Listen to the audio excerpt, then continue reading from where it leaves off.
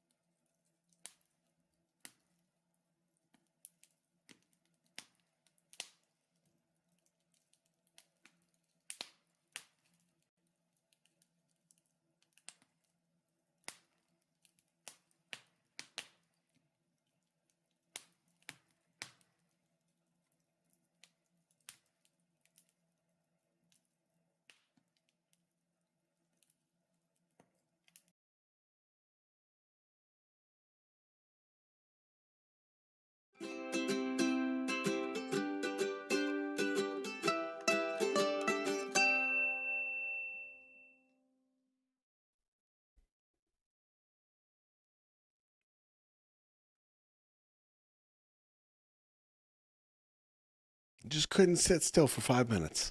That's all you had to do. Hello, Miss Ruth.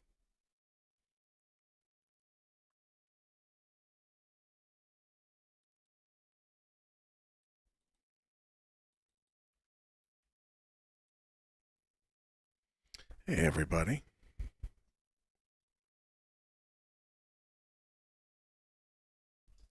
I know we are early today, and I apologize if that does not work for some people that couldn't make it, but this was our best chance to do a boop club today. I will be absolutely honest with you.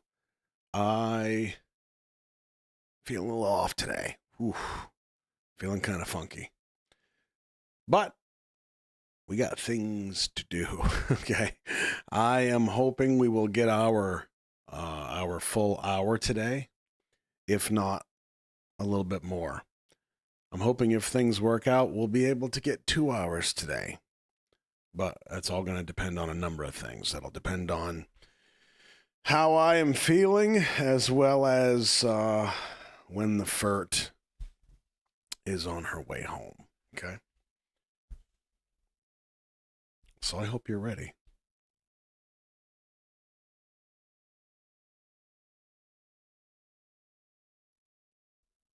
Thank you, friends. I appreciate that. First, let's start off with those lovely waves to our dear Chim Chip. There he is, crystal clear. Oh, yeah. Look at a little face. Hi, Chim Chum.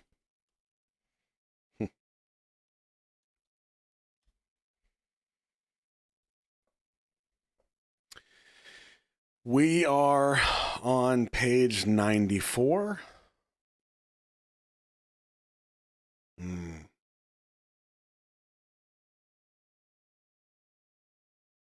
going to regret asking this question, but it's out of curiosity. Is anybody reading along with me? I hope you say no, but if you say yes, that's fine too, because I don't want you to lie to me.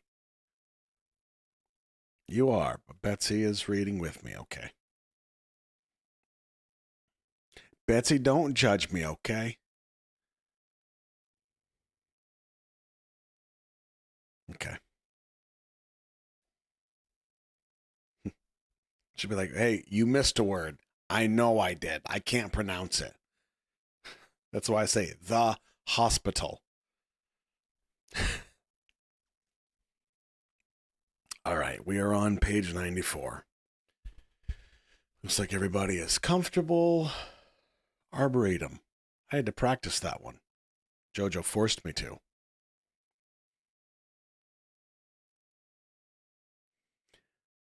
All right, here we go. Page 94. Hobie, 23 June, year 22. Contrary to the forecast that there won't be much rain, it had been raining for days. Oh my God, I forgot the fire. Oh my God. What am I, new? Jeez. Goodness gracious. I'm like, why is it so quiet around here? Jeez. New guy. All right. Now everybody's ready. All right. Let's start again. Hobie, 23 June, year 22. Contrary to the forecast that there won't be much rain, it had been raining for days. It was on a day before final exam week, the slowest time at Two Star Burger. With the main store in Munyon, the Two Star Burger was branching out nationwide with a plan to open a couple of stores in nearby cities. Would you be interested in working at a new store as a manager? It was a tempting offer. They said that by working at the company-operated store, I'd have a chance for promotion as well as educational opportunities. I saw a text from Jimin while I was thinking about the offer and watching the rain out the window. Jimin, do you know what the map of the soul is? A map of what? What's that? I don't know, but I've heard of it somewhere. Have you? Now, because I've been thinking about working at the company-operated store, I couldn't make heads or tails out of what Jimin was saying. Jimin, I saw Jin by chance. He was asking a doctor about the map of the soul. I've heard of it before, but I can't remember for sure. Would Tae know? And what about the others? Jimin invited Tae, Junie, and Yoongi into the chat room. Tae, the map of the soul? What's that? Jimin explained again about what he'd heard at the hospital. Junie, Jin asked me about that a couple days ago. He said he had to find it in order to end everything. Tae, well, then it must be something awfully important to him, but end what, though? And after Tae's text, everyone was quiet until Yoongi wrote. Yoongi, why bother talking about it by ourselves when we should just ask Jin? Finally, somebody with some sense around here. Sorry. That's called breaking the fourth wall. I don't feel good. All right. Yoongi, 23 June, year 22. I closed the chat room and looked up at the ceiling. The map of the soul, Jin, memories, help. I had said, why bother talking about it by ourselves when we should just ask Jin, but not because I didn't know the answer to my own question. We had realized it at different times, but we all noticed it. Something was wrong with Jin. We'd hung around together since high school, but I didn't really have many memories of him. After I got expelled, I'd not seen him or thought of him often. But he was on my mind, as if we'd spent many hours together or gone through many hardships together. Not only with Jin, but I felt this way with every one of them. With the rain and high temperature, it felt wet and stuffy. When I stood up to adjust the wind on the fan in the workroom, my whole body ached. I left home a couple of days ago. I didn't do it on a whim. But that was how it had to start. Freeing myself from my dad's judging eyes and from my mom's spirit. I wanted to see myself with my own eyes. I saw Dad as I was walking out of the house with a bag packed with my stuff. I told him I no longer needed financial support because I was officially going to live independently. Dad was quiet for a while and said, well, text me from time to time and let me know you're doing well. After unpacking my bag at the workroom, I thought about what to do now.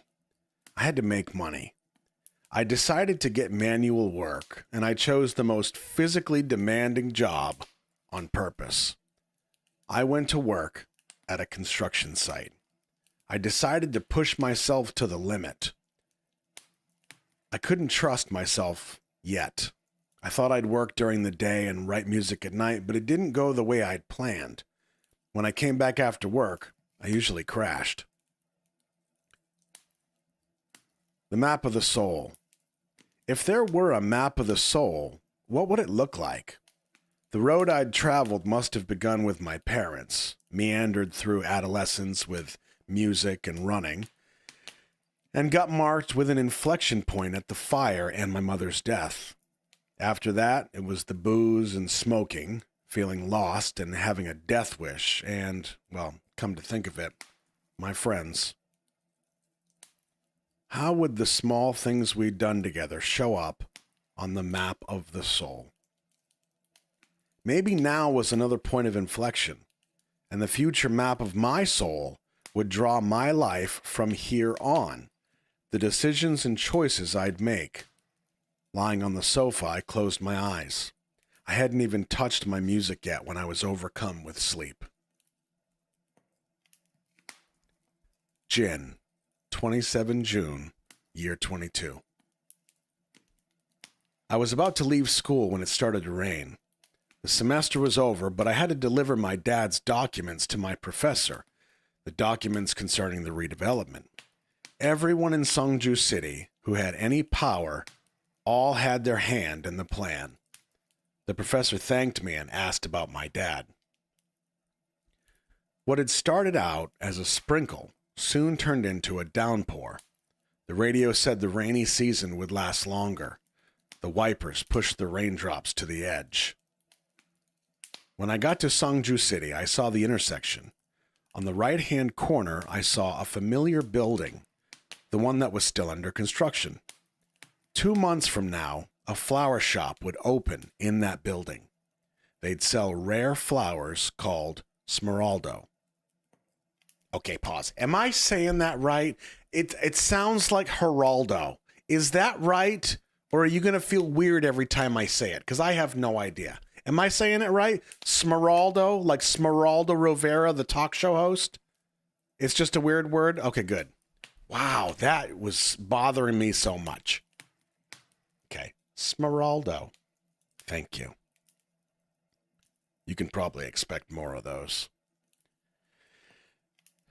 They'd sell rare flowers called Smeraldo, the flower I learned about only because of her. When I thought of her, countless memories flooded in. The first moment I saw her with the gust blowing from a passing train, the time we'd spent together, and the moment of her death under the fireworks.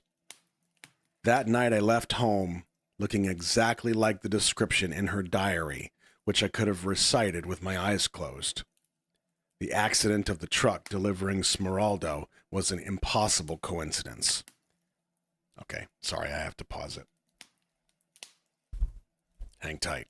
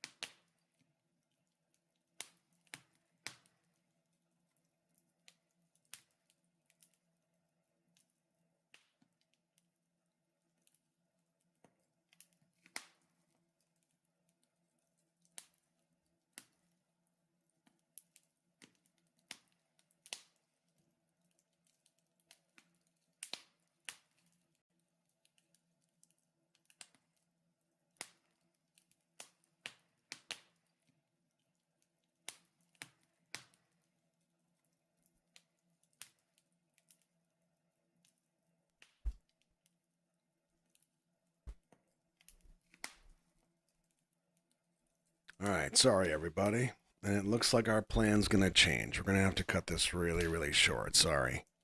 So I'm going to finish up this chapter, and then we're going to have to call it a night. Sorry, guys. Where was I? We're on Jin.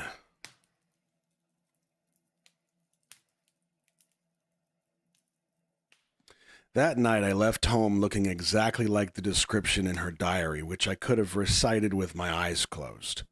The accident of the truck delivering Smeralda was an impossible coincidence. If I hadn't ordered Smeralda, if she hadn't crossed the road after seeing me, if the flower shop owner hadn't forgotten the message card I asked for, if I hadn't called the shop owner, or if he hadn't made a U-turn, that accident wouldn't have happened. She was hit in front of my eyes. She was bleeding.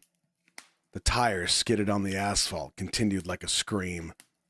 The Smeralda was trampled under my feet, and the time loop began again.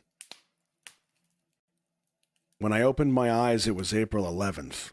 For a while, I couldn't figure out what was going on. I thought that the loop ended at the beach on May 22nd.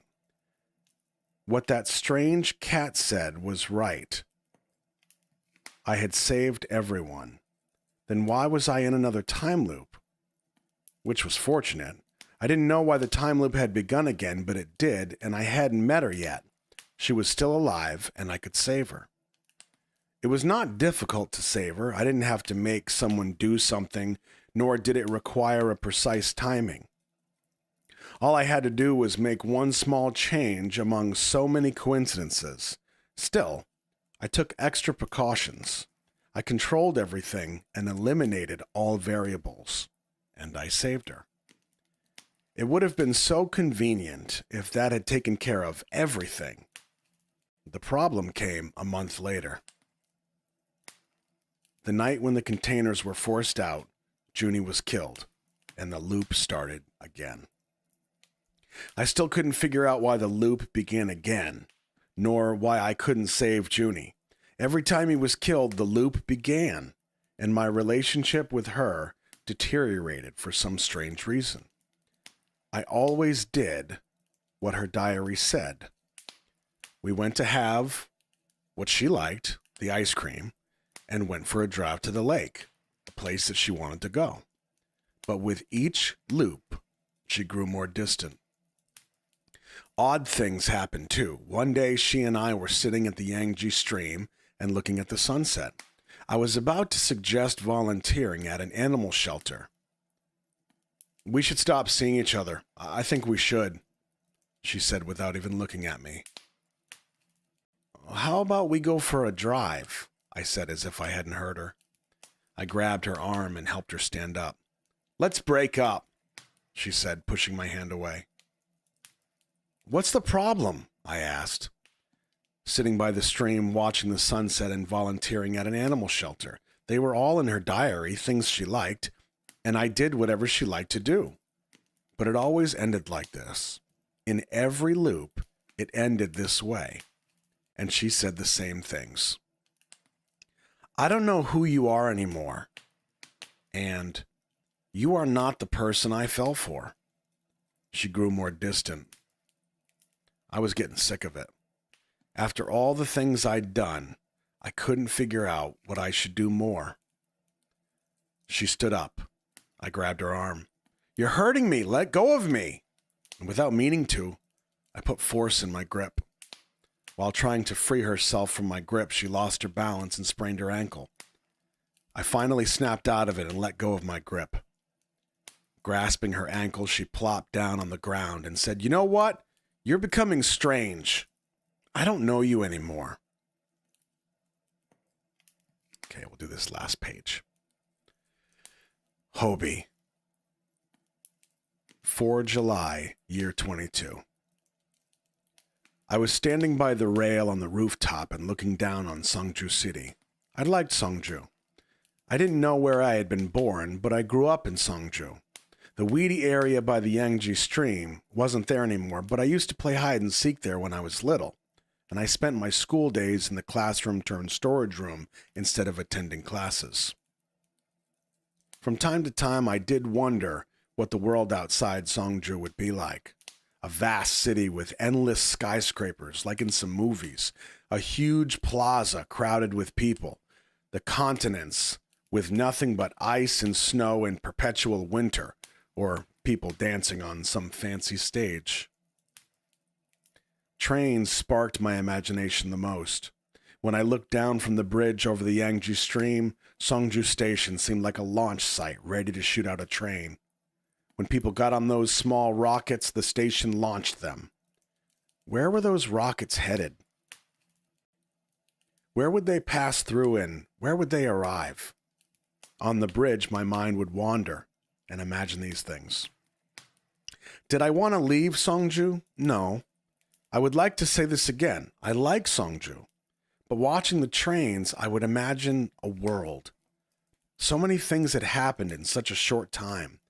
I met my friends again. Jungkook got into an accident. And the orphanage aunt became sick. When I was in the middle of it all, I hadn't realized it.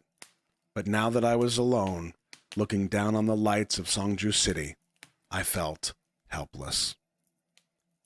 I should be proud of the 5-year-old boy who, with nothing but the clothes on his back and a bar of chocolate, had grown up to become this man. But it wasn't a big deal at the same time. If Hobie had lived not in Songju but somewhere else, would it have been different? Would every Hobie in this world be so helpless and meaningless? Hobie, how would you like working at a different store as a manager? I kept mulling over that offer, and then I looked up and saw the lights from the Yangji Children's Home in the distance. I told Jimin once that when a person is looking at a map or climbing up a high place, they always look for their house. How fortunate it was my home that was there. That there were lights I could look for when I felt as if I meant nothing. Good night, Songju. Good night, friends. I bid good night to all who couldn't hear me and turned around. And unfortunately, that will end a very, very short stream. I apologize, guys. We're going to be on page 103 when we start. I think, here we go, right there, for us. I don't know when that will be. I don't know if it'll be Friday yet. I don't know if it'll be Saturday, but if all goes well, we will have a very full schedule this weekend. Oh, and don't forget, say goodnight to Chum Chum. Say goodnight to Crystal Clear Chum Chum. There we go.